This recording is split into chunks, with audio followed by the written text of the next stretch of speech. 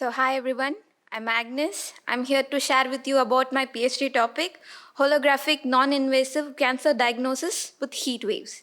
We all know about cancer. Cancer is one of the deadliest diseases in the world, accounting nearly 10 million deaths in 2020 alone, according to World Health Organization. To help you understand about the severity of cancer, 1 out of 6 deaths is due to cancer, and it is increasing at a high rate of more than 300% from 1975 to 2018. And most of the cancer diagnosis starts from the diagnostic part and followed by the treatment, the path which is more painful when comparing with the other diseases.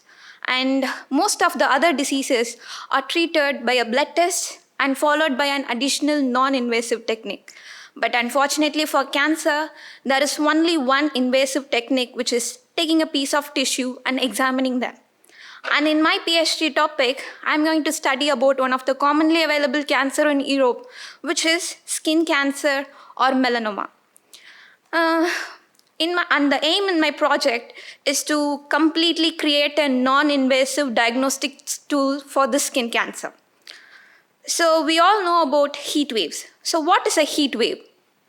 For example, we can say that the waves which are coming from the sun. So I'm using this for my PhD project. And we all know about light also. Light travels through a straight line. Likewise, I will create a special thermal beam which has some unusual optical path, and it is allowed to probe through the region of the skin. And with the output of these are given to some special computational algorithm and the deep learning techniques. If this is measured and quantified, we can create a completely non-invasive melanoma diagnostic tool. And if this 5D images also gives the information in 3D space, polarization, and all the whole informations.